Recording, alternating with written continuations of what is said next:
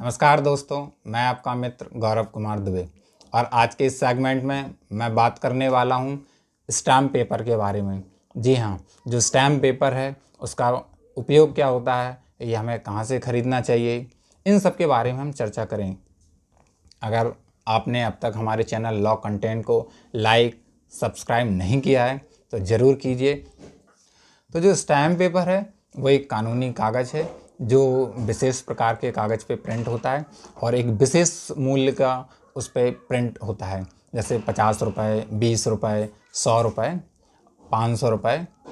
तो जो stamp paper है वो राज्य सरकार द्वारा राजस्व विभाग द्वारा जो है जारी किया जाता है और इसका जो शेयर होता है या इसका जो हिस्सा होता है वो सरकार को जाता है, इसका जो राजस्व होता है वो सरकार को जाता है। तो जो स्टैम्प पेपर है इसका प्रयोग कहाँ पर होता है हम जानते हैं।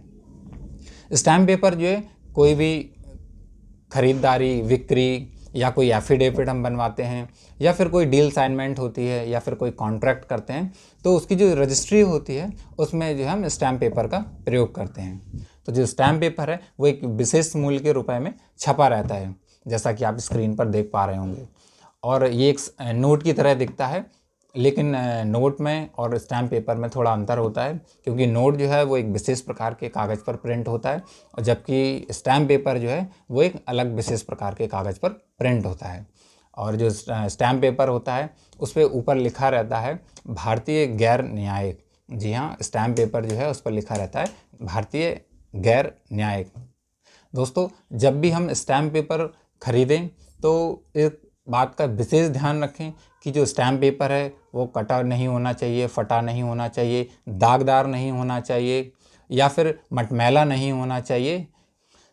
स्टैम्प पेपर जो है हमें कहाँ से ख़रीदना चाहिए इसके बारे में हम चर्चा करते हैं। स्टैम्प पेपर जो है या तो आप कोषागार से प्राप्त कर सकते हैं या फिर गवर्नमेंट ऑथराइज्ड जो स्टैम्प वेंडर होते हैं आप उनसे प्राप्त कर सकते हैं। जब भी हम स्टैम्प पेपर ख़रीदते हैं तो जो स्टैम्प वेंडर होता है वो अपने रजिस्टर में आपका नाम, तारीख और जो बिक्री का जो प्रायोजन है, मतलब आप जिस प्रयोजन से आप खरीद रहे हैं स्टैम्प पेपर, ये सभी जो है एक रजिस्टर में मेंटेन करेगा स्टैम्प वेंडर। और जो स्टैम्प वेंडर है वो आपसे सिर्फ उतनी ही कीमत लेगा जो स्टैम्प पेपर में प्रिंट होगी। जैसे कि अगर 20 रुपये का अगर आप स्टैम्प खरीद रहे हैं तो आपको सिर्फ उसके लिए 20 रुपये ही अदा करने होंगे, या 50 रुपये का अगर खरीद रहे हैं तो 50 रुपये आपको देने होंगे।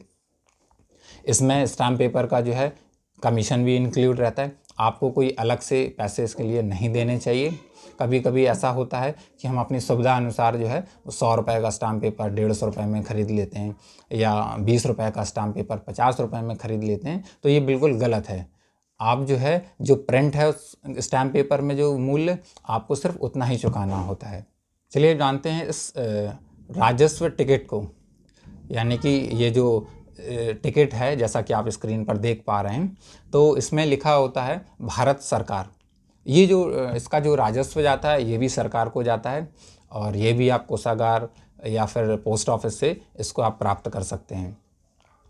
अगर आपको लगता है कि स्टैम्प पेपर जो आप खरीद रहे हैं वो जो है, अगर आपको लगता है, संदेह होता है कि ये नकली है या फर्जी है, तो आप इसकी शिकायत जो है वो डीएम या फिर एसडीएम कार्यालय में कर सकते हैं। वर्तमान समय में जो है जो स्टैम्प पेपर हैं वो अधिकतम 100 रुपये के मूल्य तक के ही प्रिंट हो रहे हैं और अगर इससे अधिक मूल्य का अगर आपको स्टैम्प पेपर अगर आवश्यकता है इसकी, तो आप जो है ई स्टैम्प खरीद सकते हैं। और ये जो ई स्टैम्पिंग जो की जा रही है, इसकी जो बिक्री की जा रही है, उसका कारण ये है कि बहुत जो है आजकल फ्रॉड चल रहा है, बहुत धोखाधड़ी हो रहा है। कई केसों में सुनने में आता है कि वो स्टैम्प पेपर जो है फर्जी हैं, तो इसी फर्जीवाड़े को रोकने के लिए जो है ई स्टैम्प की सेवा शुरू की गई है। और भारत में जो है एक आपने नाम सुना होगा अब्दुल करीम तेलगी। जी हाँ, अब्दुल करीम तेलगी, जिसे नकली यानी कि फर्जी स्टैम्प पेपर बेचने के जुर्म में 10 साल की सज़ा मिली थी। आईपीसी के सेक्शन 255 में इस बात का प्रावधान है कि अगर कोई व्यक्ति नकली या फर्जी स्टैम्प पेपर बेचता है तो उसको दंडित किया जाएगा।